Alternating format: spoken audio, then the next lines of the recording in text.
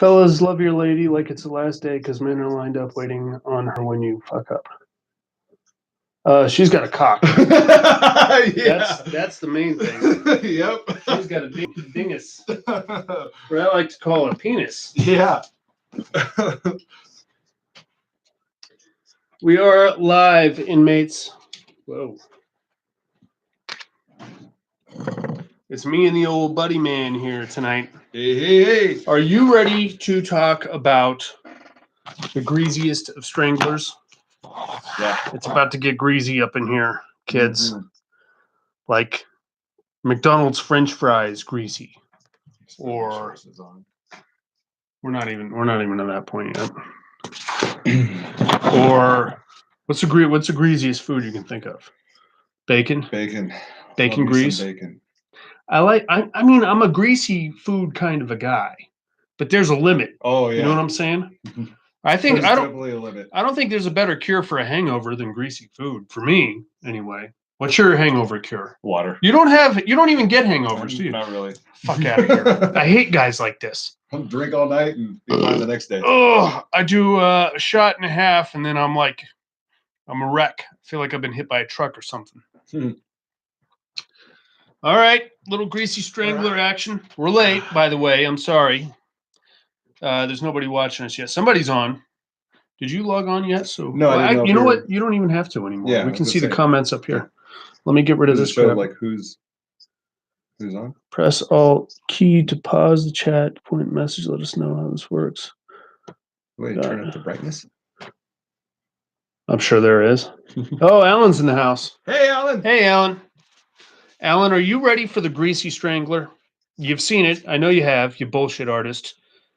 We're going to do a deep dive, a deep cut on the Greasy Strangler, just for you. Where's Irma Gersh when we need him? He was a huge Greasy Strangler guy. Really? Oh, yeah. Loved it. Alan says, hell yeah. Alan, I'm sorry that your work caught on fire, but I'm glad everybody's okay. Yeah. And I'm glad you still have a job also. That's the main thing, you know. I mean, fucking places. What was the cause of it? I don't know. Alan, what was the cause of your work catching on fire? I believe it was struck by a meteor. Yeah. I believe well, they are remaking that Comet movie. Which one? Night of the Comet? Night of the Comet, yeah. I like that Comet. You know which Comet I don't like? Huh. The Blob. I'll take Night of the Comet over the Blob any day of the week. Definitely. Fucking hiding under diners and shit. Forget it. Hello. Oh, we're still playing trailers, aren't we? Oh yeah, it's just like nonstop over there. Kept going. Imagine. Try to turn volumes down. My volumes are down. Move the mouse around real quick.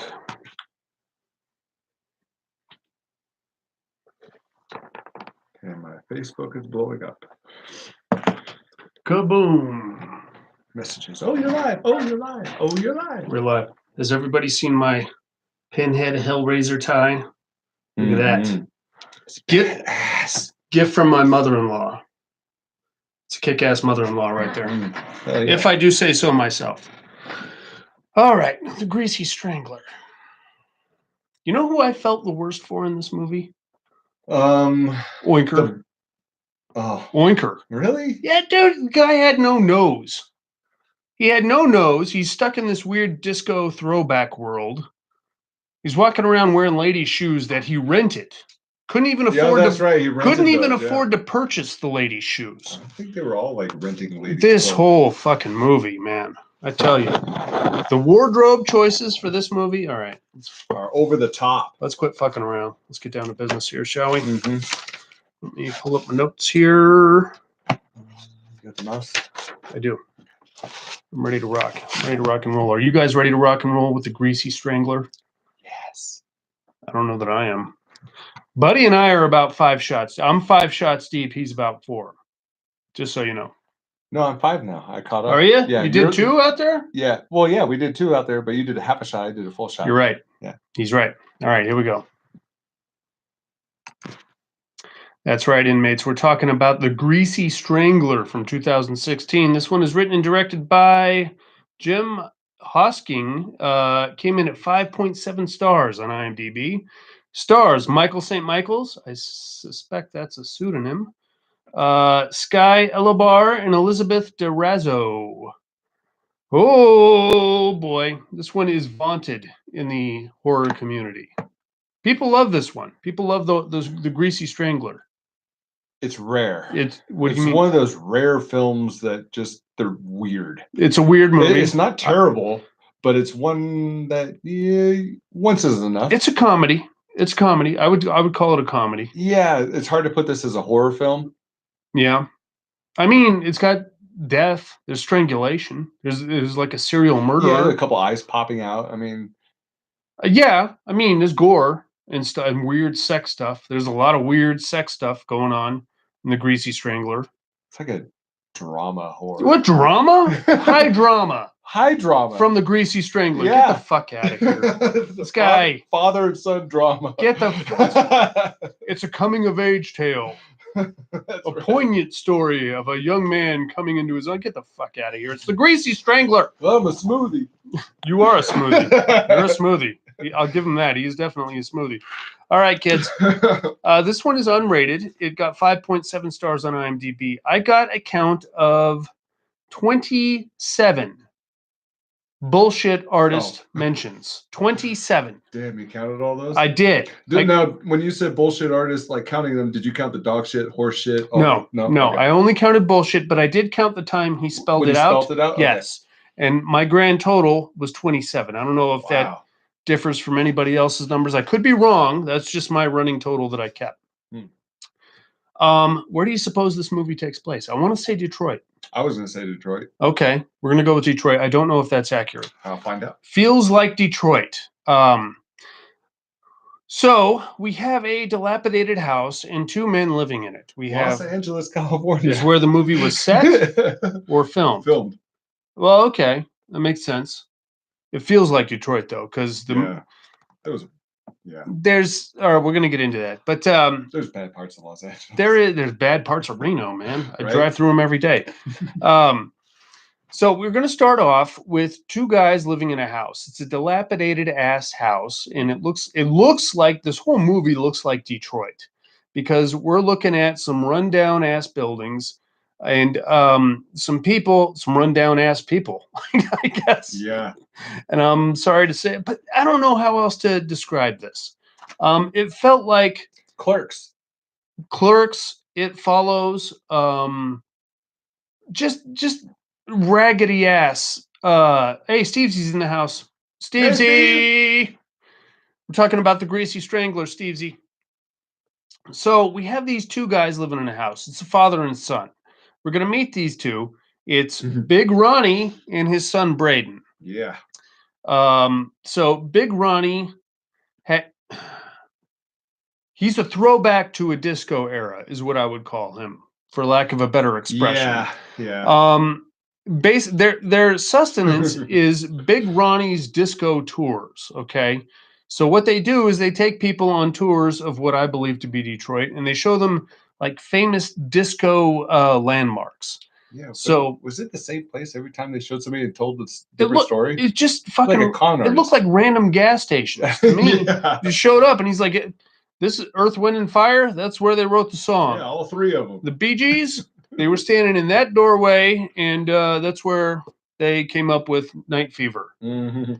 It's bullshit. This whole thing is bullshit. But that's fine. Bullshit artist. It's fine. So we pick up with these two. We have a very strange relationship between father and son here. Mm-hmm. And I'm taking kind of a highbrow approach to this review because I'm trying to bring some logic to this equation, which is I should probably just stop doing that, because really this whole thing is illogical. And I'm gonna give you a impartial. I like the movie, I'll tell you that right now, but I'm gonna try and give you an impartial run through of it. So basically, these two they live in a house together. They spend a lot of time scantily clad, and by that I mean underwear, speedos, briefs, even, and that's about it. Like both of them. They get up, they go to work. As soon as they come home from work, right back down to the briefs. Yeah. And then the cooking of the greasy food, and then that's that. So their job is taking tourists through this disco tour where they pretty much make up bullshit about like where disco artists started and where they hung out and stuff like that. Makes laundry easy. You know, Well, yeah, all fancy. you got is like 4 pairs of briefs. Right? You just drop those right in there. You could do laundry in a sink for the Yeah. whole week. Yeah, like once every 6 months. It's disgusting. It's disgusting because we're getting intimately acquainted with these guys' bodies, and that's not something I like. No, I like nudity in a movie. not this one. Not this movie. Not this I don't one at like all. these actors and actresses or these people getting nude at all. No, And we're going to see a lot of genitalia here. We're getting to that in a second. I'd be okay with the black bars going across. I'd be okay with changing the channel.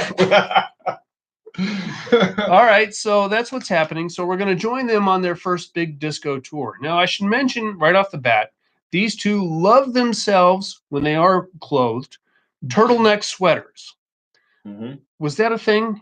Okay. Yeah, it was back then. Disco era? Yeah. Your turtleneck sweaters, though, don't put me in that category. Well, you're a little bit older than I am. I thought maybe you might have some knowledge. Older than I am. But yeah, you got a little, well, who's got more gray? Turtleneck sweaters, bell bottoms, that was like the thing back in the 70s. But not short shorts, right?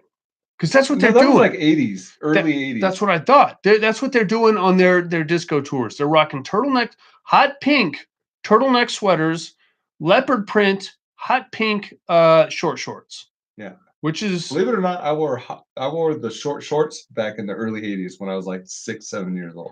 I wore the short shorts in the Marine Corps when I was forced to wear the short shorts. Really? I was, yes. Those are what we called PT shorts. Yeah, physical training, yes. Yeah. Or as I like to call them, boner exposers. Well, that's a whole other story. We'll get into that. What's up, man? I thought this was set now at work trying to close. Okay. All right. Well, I hope you get the shop closed up there, Alan.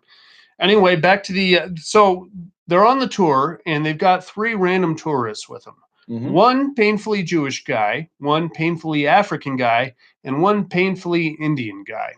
The problem is that apparently on the flyer or whatever we passed out is that these people were promised free drinks. Yeah. So we have a little mutiny on the bounty here where these tour goers are screaming about their free drinks. No free drinks. That Big Ronnie is not producing for them.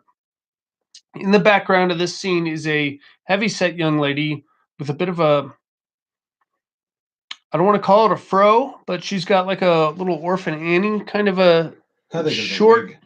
Well, of course it was a wig, but it was like a short curly situation, perm going on. And her name is Janet. So our 3 tourists are in full revolt against our tour guide leader. Mm-hmm. They're like, give us free drinks. We must have free drinks. And he's like, there's no fucking free drinks. Eventually, Big Ronnie pulls out his asshole and he's like, here's my ass. Eat it, you fucking sons of bitches. There'll be no free drinks. And then they go walking off. But our heavy-set young lady just stands there and she's like, ugh. And she's giving Braden the eye. Mm-hmm. She's like, ugh, you're kind of sexy. Let's talk about Braden for a second, shall we? Sure. Let's. He's a big fat fuck. Wearing matching turtleneck and leopard print short shorts. Doesn't really have a particular role in the disco tour. Just kind of follows Ronnie around. And that's really, he's wearing his mom's glasses, I feel like. He's got like some Sally Jesse Raphaels. They were both dressed in like ladies' clothing for this. For their tour. For the duration of the movie, really. No, because I felt like they were in their underwear. Well, that could be. I don't know. But it's like their job required them to wear pink clothing, women's clothing. So I don't know. I didn't get that. I don't know if it's her job. I don't know, but it seemed like a job outfit to me. Okay, who the fuck made this job? Big Ronnie, right? He said, hey, I'm going to give you disco tours. Here's a fucking pink turtleneck and some leopard print short shorts. And nylons. And was there nylons? I think they were. Oh, God, forget it. I don't even want to get into it. Short shorts. I don't want to get into what's underneath their short shorts. It's disgusting. Okay, so now at this point, we're going to cut to the hotel that night in which our 3 tourists are at a vending machine, and the Indian gentleman is being ripped off looking for potato chips. or as he Yeah. calls it, portal, Portal. portal, Portal. portal. But what are the chips made of? Portals, portals. Yeah. Well, that really sucks though. You put your money in, you want chips, and it gets stuck right there in the Happens window. all the time. What you got? Everybody. What it you happens to have to everybody. do is put a Liu Kang bicycle kick on the vending machine. Yeah. It's the only way. Or just take that thing and just. If you prefer, you can go full rampage on it. Yeah. I prefer the Liu Kang bicycle kick. You got to get your goddamn potato chips out of the vending machine. Portal. As they're having this conversation, all three tourists are out there: the Jewish fellow, the African gentleman, and the Indian gentleman, trying to get the potato chips out of the vending machine. Mm-hmm. Out from around the corner pops a guy who has completely coated himself in a nice, forget that, in a nice sheen of what I would consider Crisco grease, for lack of a better term. It is disgusting. It's absolutely. It is disgusting. absolutely gross. Head to toe. Head to toe. Mm. What? Okay, let's talk about this for a second. Mm-hmm. I got the feeling that what happened was they took the actor that played Big Ronnie, they put him in like some sweats. Yeah, and then they obviously it was clothes. There had to be clothes under there, Yeah. right? Because it's like flaying in the wind and stuff. Mm-hmm. On the other hand, that actor had like a lot of loose hanging skin. Mm-hmm. So it may or may not have been clothes. They may have I think it was. They may have just dipped him in Crisco. I don't know. Anyway, he comes around the corner and he's all pissed off and he's growling and howling. He takes the Jewish gentleman, shoves his head into the vending machine, takes the African guy, punches him, and like concaves his face, and then grabs the poor Indian guy and strangles him. It's like a 5-minute sequence where the Indian guy is explaining about how he met this young lady in his hotel room, and he was gonna bang her, but his dick wasn't working. He thinks it may have had something to do with something he ate or something. Yeah. And then eventually he kills. I will make you my co-owner. He has a very lucrative, what was it, an investment firm in Texas or something like that. And I'll make you very rich. It was tapioca pudding for the grease. Oh. That is almost worse than Crisco, Alan, I feel like. I really like tapioca pudding. Not anymore, you don't. Yeah. Not anymore, you don't. You're done. Watching this movie. Not anymore. No. Alan, let me tell you something. Okay? I watched this movie, and then immediately afterward, I watched my infant daughter eat applesauce. I almost vomited. Think about that. I thought about the scene where Big Ronnie takes the entire chili dog and dips it in the vat of Vaseline. And I watched my daughter eat applesauce, and I said, I'm going to vomit. I'm going to throw right up. I'm going to throw right up. Get her out of here. I'm going to throw up. Anyway, that's what happens. Then we see of course, in case we haven't figured it out, Big Ronnie is clearly the Greasy Strangler. Yeah. He has a very distinct look to him. It's clearly him. His routine after killing people is to go to a self-serve car wash and basically walk through the fucking thing. Seems like it would be very painful. I would think it would be. Man, those suckers like slapping around and hitting you. Butt ass naked. In the self-service car wash, just getting fucking manhandled by the rollers and the spinners and the fucking jet wash. Anyway. After that, there's a guy that would turn you on if it like was slapping your nuts and stuff. It'd be like, whoo! Could you just turn your microphone off?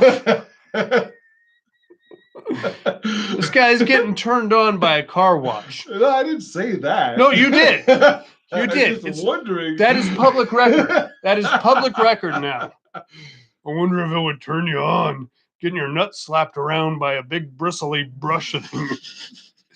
He said it, not me.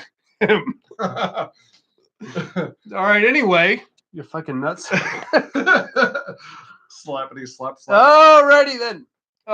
So we get to see, unfortunately, Big Ronnie naked. He's got a weird penis. I'm gonna put it right out there. It's out there.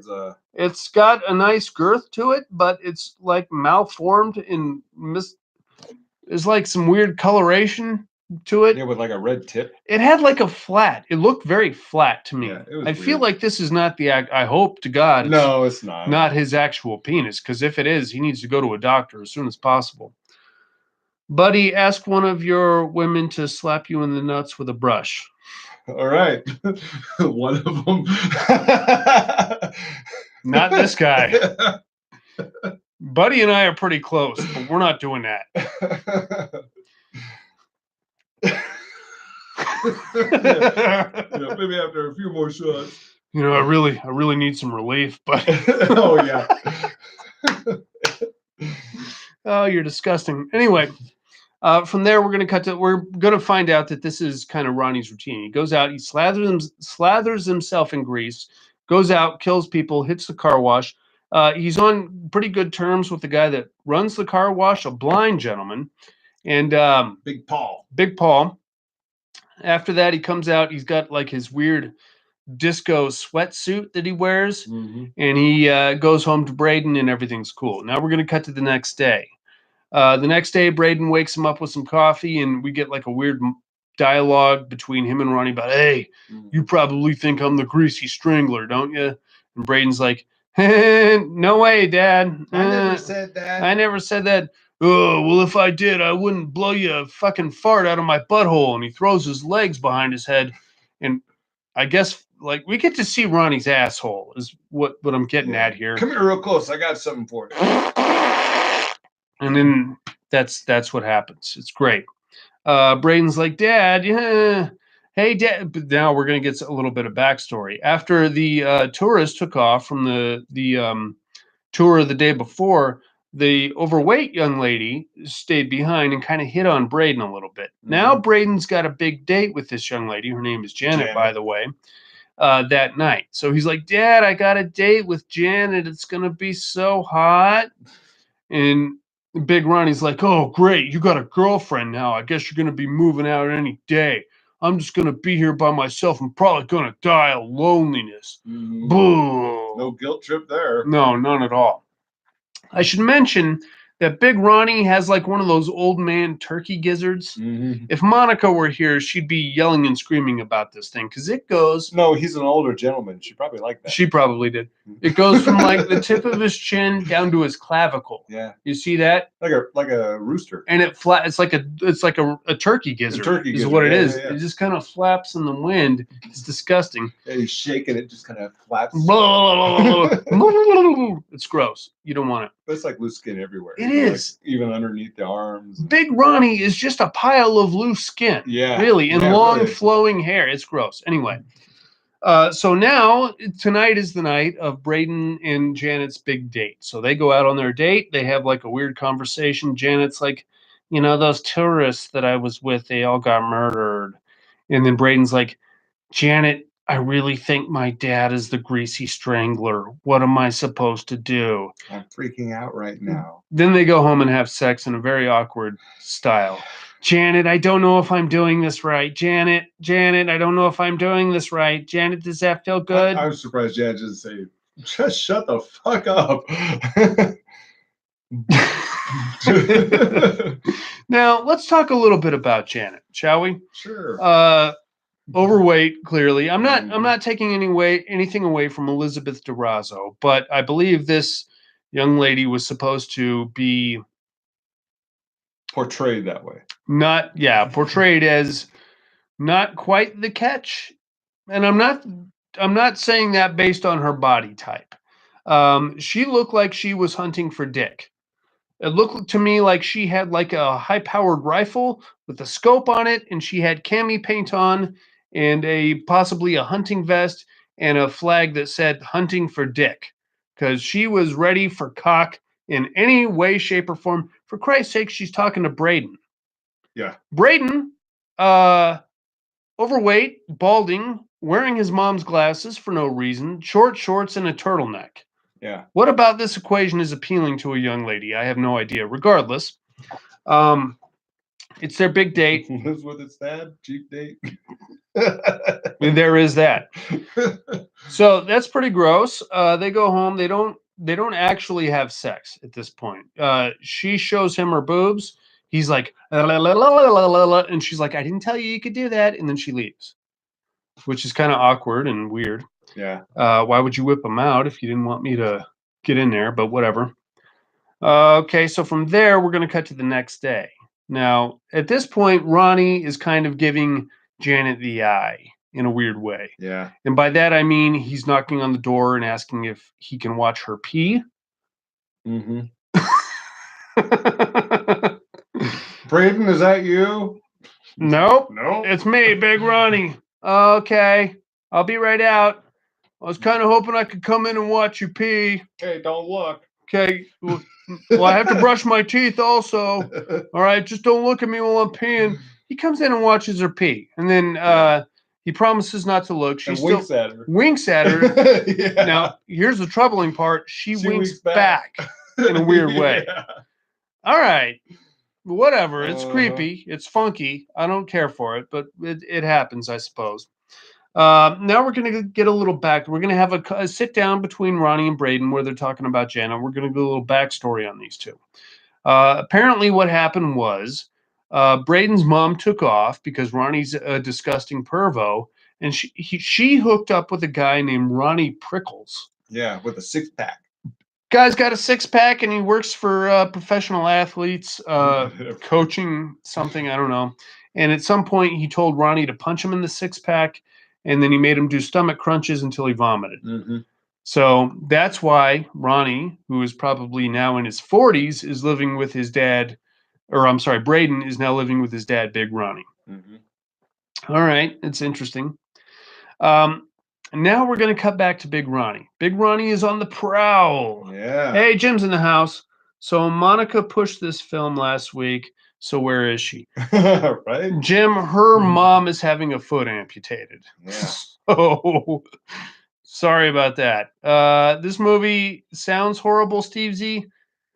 I wouldn't say it's horrible. I would just say it's worth a watch one time at least. unique. Yeah. It is definitely a unique picture to watch. Yeah. It's nothing like last week. Oh, Inky Binky Boo's in the house. Did I miss a lot? Hey, Breezy. Hi, honey. You missed a lot of bacon talk Yeah. and weird sexual innuendo between me and your dad. Hey. All right, so that's weird. Then we got a little backstory on these two. Apparently, Ronnie keeps threatening Braden with eviction at any point. Mm-hmm. And Braden is terrified of this. He doesn't want to have to go move back in with his mom and Ronnie Prickles. Yeah, I'm sure they don't make much of that job. Which one? The disco tours? Yeah. Well, they've got a house, and they have enough money to buy bacon and supply them with grease. But if they were to split, I don't think. God, I don't even want to think about it. It's disgusting. So right about now, it's time for a big official date between Braden and Janet. They're going to go to the horror house, which sounds badass. Right? It's a theater somewhere in this region Mm-hmm. that only plays horror movies, and I love that about it. Yeah. So it We shows. need one of those. I would love to do that. I don't think anybody would show up. No. It would be me. We would. It would be me and you And Monica. Breezy, Monica, Steve Z when he's in town. Mm-hmm. Like a handful of people from the old Reno Horse Society. Jason Harrell would make it like every third Wednesday, and that's about it. And we would make $16 once a month. That would be about it. So they're going to the horror house, and at the last minute, Dad, Big Ronnie's like, you know what? I'm coming on your date with you because I need to get to know you people, and I need to make sure you're not going to leave my son heartbroken and lonely. Mm-hmm. Oh, Shelly's in the house. Hey, Shelly. Hey, Shelly. So Braden's like, no, Dad, that's weird and gross. No. So eventually, all three of he threatens eviction again. You'll get smoothie on. You'll get all smoothie. All three of them go to the horror house along with their good friend Oinker, who is a random disco dude that wears a pig nose and short shorts, of course, and a turtleneck, of course, because that's like the standard uniform of the movie. And rented girl shoes. Which doesn't make a lot of sense. Mm-hmm. So it's Greasy Strangler time. You betcha, Alan. Yeah. So they go to the horror house. They watch the movie. Shell hates this movie. oh shit, I hate this movie. I do not. I don't hate it, Shelley, but I don't blame you either. So there's that. So all three of them go to the movie. They have a great time. Like people are like taking handfuls of popcorn and shoving them in Big Ronnie's face, and he's like, blah, blah, blah, blah, blah, blah. It's very strange. Yeah. From there, they go home. Everybody seemed to have had a good time, but then the Greasy Strangler pops up, i.e., Big Ronnie, slathered in Crisco grease. And this time he goes to Oinker's house. And of course, he strangles him to death, removes the pig nose, and finds out that Oinker has no nose underneath that. So he sticks his finger like in the nasal cavity, and he's like, "The grease." That's pretty good. That's pretty good stuff. And then that's that. So the next day, Braden and what's her name, Janet, wake up and they get a phone call from Oinker's, I guess, landlord, and they're like, "Hey, Oinker's dead. I got some bad news. Oinker's dead." So instead of calling the cops, he called Braden. Braden and Janet go hauling ass over there to find Oinker's dead body. They find clumps of disgusting grease all over the carpet. Yeah. And by disgusting grease, I mean like it's got like weird vittles in it. It's got like chunks of something. Ugh. If it was on my hand, I would just give it a fling. Yeah. Like, get the fuck out of it. Like slap and stick wherever it landed. Spider-Man it. Yeah. Yeah. Gross. But Braden actually is like, "Oh, I'm pretty sure my dad's a Greasy Strangler." So he grabs a pack of cigarettes and scoops a bunch of this grease in it. So he's like, "I got you now, you fucker." He goes home. Him and Janet go home, and they're like, "We're going to call the cops. We're going to get to the bottom of this." So they call what they believe to be the cops. And they're like, "I think my dad is a Greasy Strangler. You might want to send somebody." I don't know how this happened, but apparently they accidentally called Big Ronnie instead of the actual cops. Yeah, I don't know. So Braden hangs up the phone. He's like, "Okay, I talked to a detective. His name is Jody. He's going to come by tomorrow and see what we got." Cut to the next day. It's not any police official. It's Big Ronnie, and he's now wearing a disguise. He's got like ridiculously long fingernails and a milk mustache. Yeah. And he's like, "Hello, I am Jody, the police detective. I am here to investigate." So he does like a quick looks at the grease that they collected, and he's like, "You should not investigate this matter any further. This is clearly not the Greasy Strangler." And they're like, "What? I don't know. This whole fucking shit sounds weird." Whatever. But of course, Braden is as dumb as a bag of bricks. So he's like, "Okay, whatever. Let's Jody go." Jody takes off. Of course, it's Ronnie. By take off, I mean he goes into the bathroom and washes the disguise off. Changes his outfit outside the front. Yeah, which is fucking nuts. From there, we go to that night in which Janet and Braden have sex, of course. I think this time Braden put something in her butt, and he was like giving her a good finger. I don't know if it was a finger or carrot, but she's like, "It'd be really hot if I farted right now, wouldn't it?" That's right. So weird. I don't know. If a girl told me that, I'd be like, "Yeah." When is it ever hot when somebody farts? Yeah, you know what I really want right now? I want you to just blow one out. If you could just shoot an air biscuit right at right in my face. Give me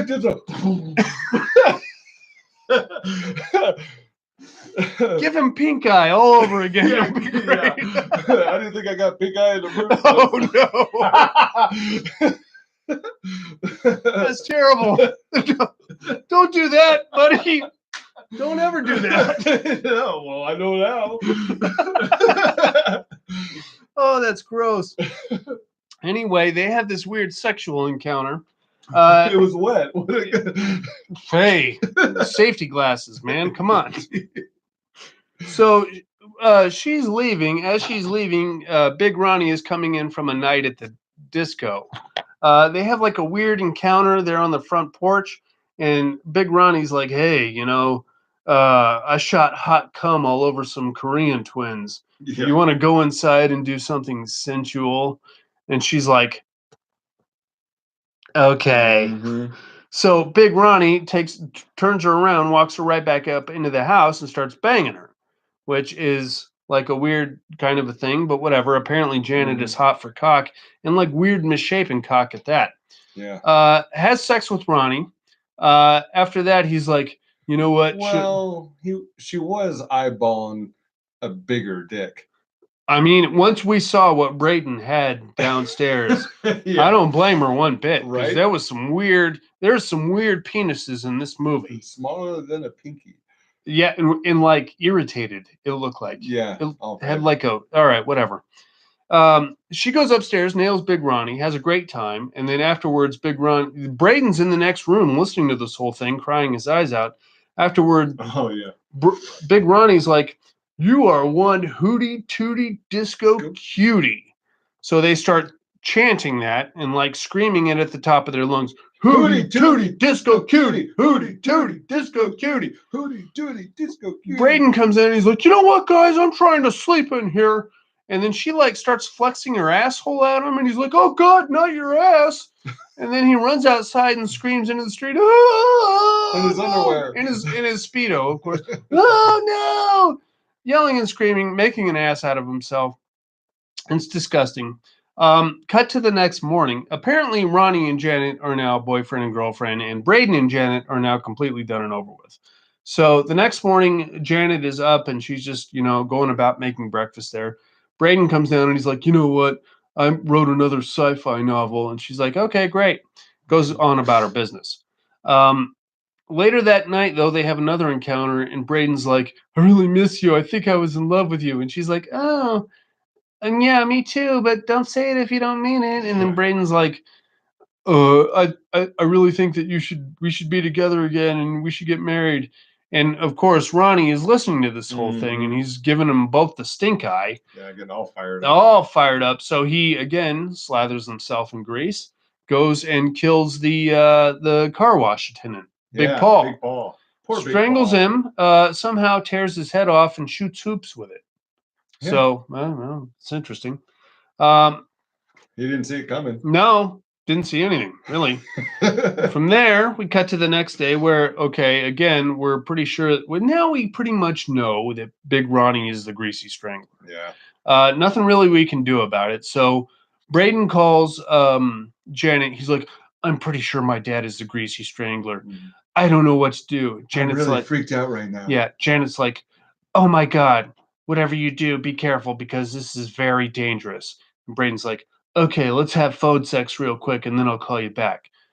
I'm tickling your clitoris with a fucking, what was it, a feather duster or something. Feather something. And then he squeezes one out, but it's gross because he's got that weird misshapen penis. He's like,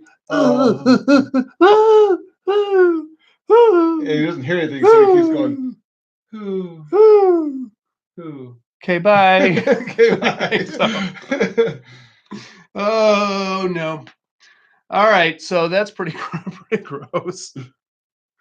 Anytime a penis is shown in this film, the cock displays here are not worthy. They're gross and misshapen and disgusting. So now Janet and Braden are back together, which is great. Ronnie's all fired up because he comes home and he's like, "Oh, you took my girlfriend and all this shit." Janet comes over and they have sex with Braden again. Ronnie comes in and he's like, "You're still my girlfriend," and she's like, "No, I'm not." Ronnie's been telling everybody that Braden takes shits in the bed. Yeah. So he's like, he's gonna take a crap on your leg while you're sleeping. That's why Mom left. And Janet's like, if he does, it's fine. I'll pick it up and rub it on my tits. Now, I've been to some weird websites. I'll be the first to admit it. I've been around the internet and I've seen some weird shit.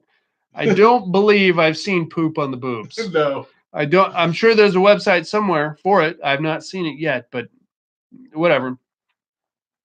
So they go running outside. As soon as they get outside, Big Ronnie, of course, jumps in the industrial size vat of grease that he has in his bedroom closet and goes taking off into the night as the Greasy Strangler. He comes back, kidnaps Janet, puts like a solid pimp hand down on Braden, knocking him completely unconscious. Oh, yeah. grabs Janet, and goes hauling ass out of there. So Braden comes to a little while later, and he's like, "Oh, you know what, Dad? You're not the only Greasy Strangler. I could be a Greasy Strangler too." And he goes into his dad's bedroom, sees the industrial-sized vat, jumps in it, comes out, coated in Crisco, goes hauling ass after his dad. Finds his dad back at the horror house, where I guess he was taking Janet on a date as the Greasy Strangler. So he catches up to him and he's like, "Oh!" But instead of saving Janet, Big Ronnie's like, "Hey, why don't you strangle her?" So Braden's like, "Yeah, I'll strangle her." So they both strangle her, and then her eyes pop out of her head, and they kill her, and then they eat her eyeballs, and then from there they I guess go running off into the woods. Yeah. You see them coated in grease again, running around the woods like chasing people and stuff. They got Ronnie Prickles out there, chased him down and killed him, choked his eyeballs out, of course. And at one point, they come across like clean versions of Big Ronnie and Braden, basically being executed via firing squad. Yeah, that was weird. By some weird aboriginals. Mm-hmm. At that point, they like sharpen sticks into stakes, and they're like, "Hey, we're just full on Greasy Stranglers." Yeah. And they're like pointing the sticks at the cameras, and that's pretty much the end of your movie. Yeah. What did you think of the Greasy Strangler, buddy? It was okay. It's interesting. Yeah, it definitely is interesting. I think I have found the new movie to put on to get people out of my house, and that is Greasy Strangler. Put that on, watch them fucking flee like cockroaches. Not kid appropriate. Not even close. A lot of weird, ugly dicks in this movie. Yeah. A lot of weird, ugly female bodies as well. Janet, not exactly what I call in shape. No. And not 100% attractive either. Other than that, it's not a bad show. I felt very dirty watching it. Yeah. And I got to tell you, inmates, right after I finished watching this last night, my daughter broke into some applesauce and started eating it. My daughter, by the way, is 1.5 years old, and she does this thing where she just kind of grabs the applesauce and like squishes it around in her hands and then like that. I thought I was going to vomit. I thought I was going to throw right up watching this after watching the Greasy Strangler, because all I could think of was bacon grease and Big Ronnie and Braden and them being disgusting pricks. Ugh. It's gross. It's a gross movie. It's actually a lot of fun to watch, though. I think this is a good party movie to throw on just to fucking get your friends to react in weird ways. The hot dog stand. The hot dog stand. Choking the hot dog guy out in his weird bus trailer. Mm-hmm. Eyeballs popping out left and right in this movie. I like that. And eating them, frying them up. Of course, you got to eat them. Yeah, that's what you do. I say check it out. What Joe Bob movies are you reviewing next week? Well, we got another week of What the Fuck month there, Jim. I think we're going to do Bag Boy, Lover Boy next week. And then after that, we're going to get into Joe Bob month, which will be May. Mm-hmm. So hopefully Joe Bob can redeem us from What the Fuck month, because this has been a wacky month. Courtesy of Hammer over at the Patreon page. Thanks, Hammer. Oh, Jesus. You know what? So far, out of the movies we've watched this month, I would put The Greasy Strangler towards the top. I would put it at number 1. I would go The Greasy Strangler. The House of Jack Built. No, We Are the Flesh. Oh, yeah. Then The House of Jack Built. Then The Strange Color of Your Body's Which Tears. will probably still be at the bottom even after that. I don't think you can get any worse than The Strange Color of Your Body's Tears. Yeah. We need a college degree to figure that one out. All right, inmates, we are going to take us a little break, and we'll come back with some other stuff, yeah? Thanks for joining us.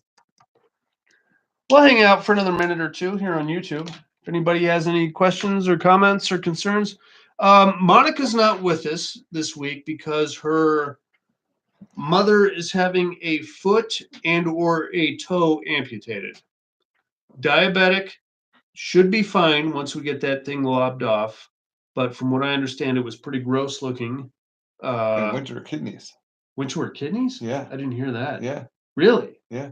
Oh, shit. Is she going to be okay? I hope so. Me too. Hopefully, do we have an update from Miss Monica?